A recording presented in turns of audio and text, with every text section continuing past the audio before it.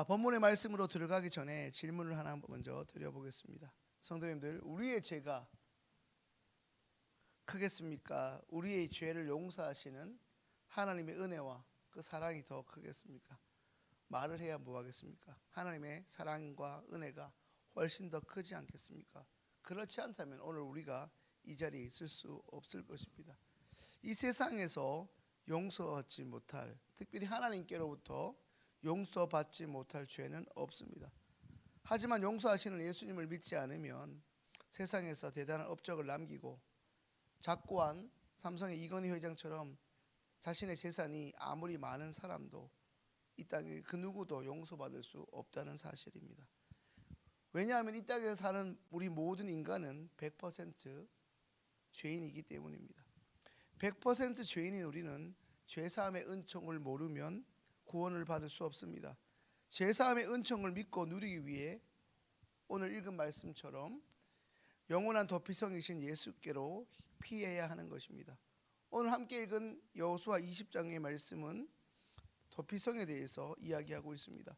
도피성은 먼저 부지중 알지 못하는 중에 오살한 자, 잘못 살인을 범한 자들을 도망하게 하는 곳입니다. 고의로 살인하게 되면 어김없이 사형이 집행되지만 본인도 알지 못하는 부지중에 살인을 하게 되면 정말로 실수로 살인한 자는 이 도피성 제도를 통해 죽음에서 면제받아 구원함에 이르게 되어 있습니다. 좀 더 쉽게 이 부지중 오살한 자를 설명하자면 남을 죽이겠다는 의사가 전혀 없이 실수로 다른 사람을 죽이게 된 자를 말합니다. 이 말을 통해 깊이 우리가 생각해 보아야 할 것이 있습니다. 오늘 본문에서 언급하고 있는 이 부지중에 오살한 자가 남 이야기가 아닌 우리 자신의 이야기라는 사실입니다. 성도님들, 살인이라는 말을 들으면 흉악범을 떠올리면 나랑 무슨 상관인가? 법 하나 어기지 않고 사는 소시민인 우리가 무슨 연관이 되어 있나? 이렇게 여기기가 쉬운데 오늘 우리에게 주어진 본문의 말씀을 통해 우리 인간이 하나님 앞에서 얼마나 연약하고 추한 존재인지를 깨달을 수 있어야 합니다. 성도님들, 살아가면서 특별히 신앙생활을 하면서 이 교만 중에 교만이 무엇이겠습니까? 그것은 자기 자신에 의해서, 자기 확신에 의해서 남이 아닌 자기 능력을 과대평가하는 것입니다. 남에게는 굉장히 냉철하면서도 자신에게는 굉장히 관대한 것이죠. 가나안 정복 전쟁 이후에 땅을 분배하는 일이 드디어 마쳤다고 말씀드렸습니다.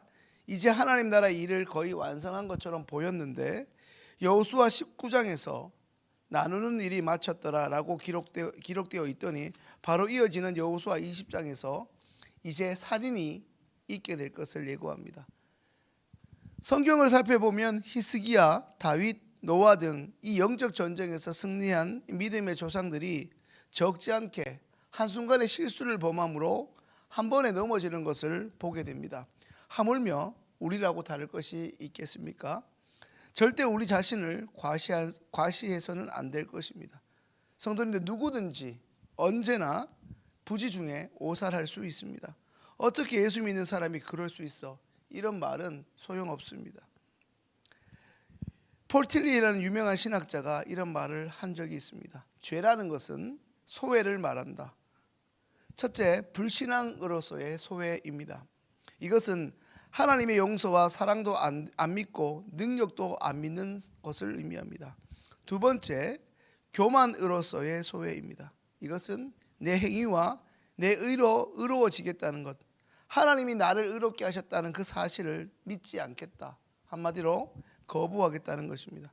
셋째로는 욕망으로서의 소외입니다. 이것은 내 집착에 빠져서 아무것도 받아들이지 않는 것을 말합니다. 이런 사람은 죄에서 벗어날 길이 없기에 내가 무엇을 하겠다고 호언장담을 곧잘 합니다.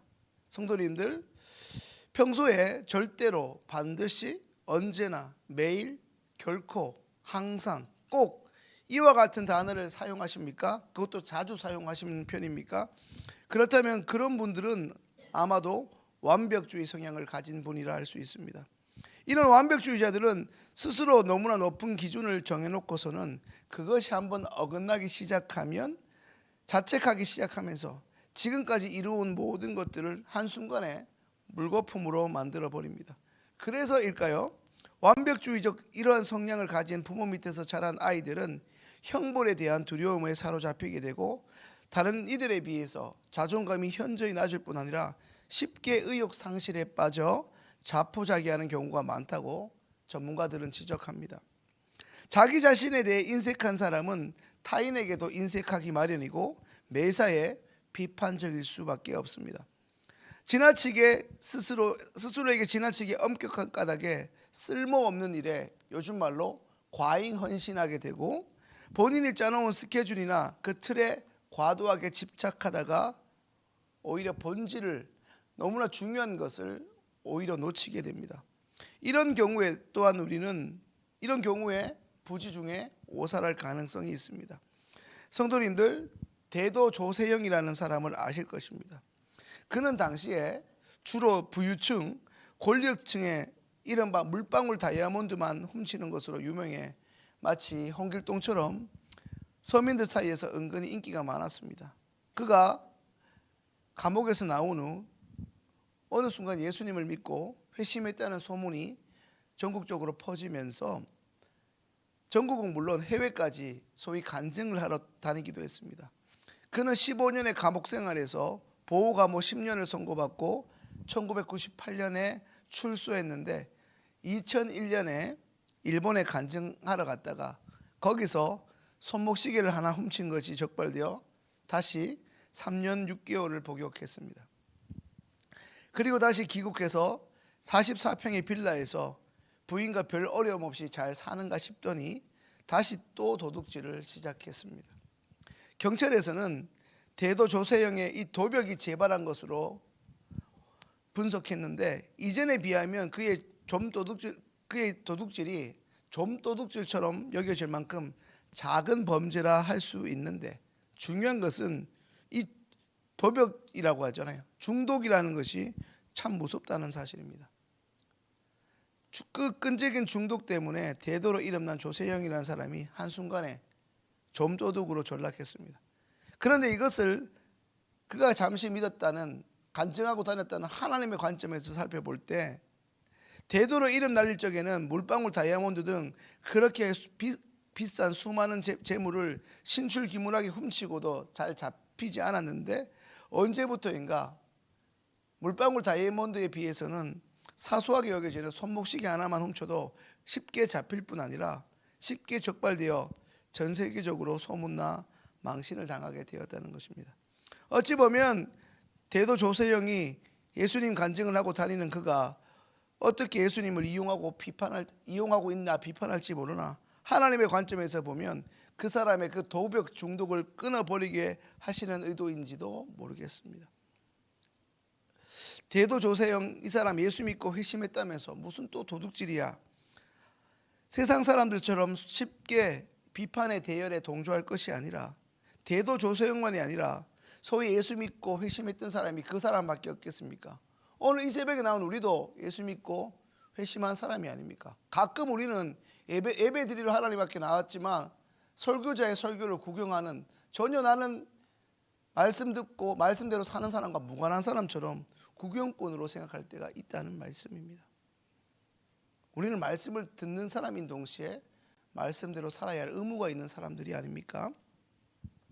원했던 일이 아니고 계획된 범행이 아니라 할지라도 나도 모르는 사이에 소위 습관적으로 이런 잘못을 저지를 가능성이 지금 이 시간 이 새벽의 자리에 나온 우리에게도 충분히 있음을 결코 간과할 수 없습니다. 말씀을 정리합니다.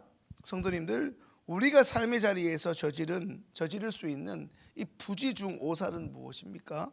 그것은 앞서 말씀드린 조세영의 그 도박 중독뿐 아니라 생각 없이 시간을 낭비하면서 부지 중에 시간을 오살하고 나의 재능과 의무를 오살하고 사랑해야 할 이웃을 외면하는 그런 것 또한 부지 중 오살이라는 것입니다.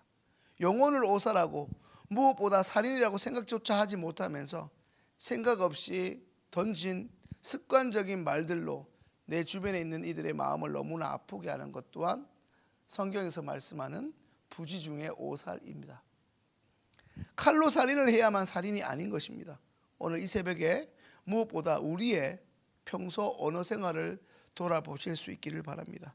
주님이 우리에게 허락하신 입술로 하나님을 마음껏 찬양했는지, 아니면 순간순간 남을 비판하고 원망하고 뒤에서 남을 험담했는지를 돌아보아야 합니다. 우리 주님이 허락하신 그 입술을 하나님의 용도에 맞게 아름답게 쓰고 있는지, 부지 중에 그 입술을 남을 해치고 죽이고 죽이는 데 사용하고 있는 것은 아닌지를 말씀의 거울 앞에 성령의 음성에 민감하며 오늘도 하나님 앞에 엎드리는 우리 모든 믿음의 사람들, 복된 새벽의 자리가 될 수 있기를 주님의 이름으로 축원합니다. 이제 주신 말씀을 가지고 함께 기도합니다.